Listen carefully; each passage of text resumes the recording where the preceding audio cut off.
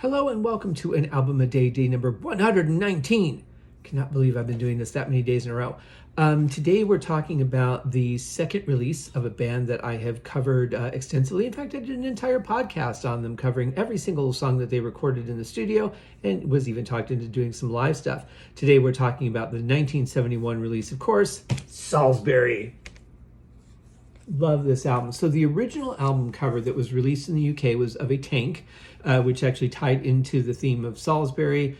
But of course, we're very sensitive here in North America. So the US and Canadian cover is this guy tearing himself out of his own flesh. I'll leave that to you to decide which one is more traumatic.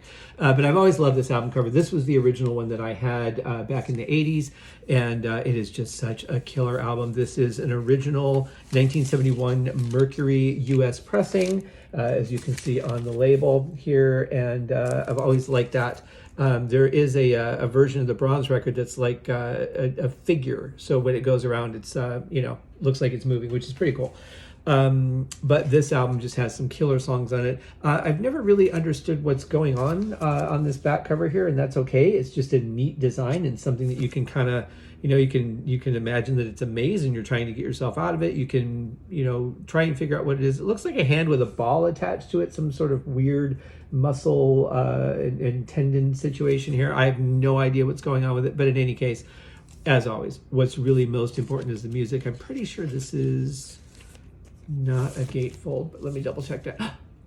Nope, it's not a gatefold. It's just in terrible shape. This one's got a bit of a rip in it. I picked this one up for a couple of bucks at Vegas Vinyl. I think the very first time that I went to Vegas Vinyl, if I'm not mistaken. Let's see what we have here. We do have this lovely sheet that is an advertisement for albums that are out on this label. Well, this is making me question whether this is a 1971 or not. And the reason is because Demons and Wizards did not come out until 1972. So how could this be a 1971 release? Gonna have to double check that, I think. Probably a good thing that I did this show. And obviously we have Uriah Heep, Look at Yourself as well, which was their third album, the one that came after this. So yet another reason to question my own fact checking. To hell, Haskin. The cover. The cover scared me so much it threw me off. That's what it is. Let's talk about the music, because that is by far the most important thing. Has a couple of my all-time favorite Uriah Heep songs. One that you may know, High Priestess, killer opener. It just starts out with this just gentle playing on guitar, these little harmonics, and then it kicks in and just takes off from there. The Park, killer song to follow up High Priestess. Time to Live, again, the order of these songs is perfect. Great vocal on that one. Lady in Black wraps up the first side.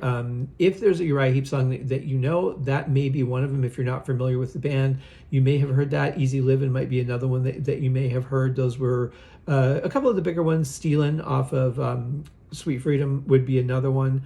But in any case, great song, Lady in Black. On side 2, we only get 3 songs because one of them is really long. We only get 2 songs because one is really long. It opens with Simon the Bullet Freak, which I love the guitars on this song. There's just something about the atmosphere of it that really just draws me in. But I'm like, when the song is nearing the end, I'm like, okay, I know what's coming. I just want to get to it. That is Salisbury, the title track. 16 minutes and 22 seconds of just a crazy ride. We get, these excited, loving vocals. Then we get these, it sucks that we broke up vocals. We get an orchestra, partial orchestra that they're playing with. There are 3 guitar solos in the middle section of the song, and they are 3 of my favorite solos from Mick Box. Killer bass playing on this from Paul Newton. I just love the bass line on it. And in fact, that bass line is what inspired my song Here to Stay. Very similar, not a ripoff, not a theft. It was inspired by, let's do this right. Killer bass line, drums are phenomenal. I mean, everything on this is just a fantastic album, and that song in particular is one that I could just listen to over and over again. And there's some really good brass in it. There's some good woodwinds in it. Just an incredible incredible piece of music. And the orchestration for the song is great. It's got this beautiful build at the beginning. Really worth listening to absolutely every minute of this album, but especially the song Salisbury. So check it out, guys. Uriah Heep, Salisbury. We'll see you tomorrow. Cheers.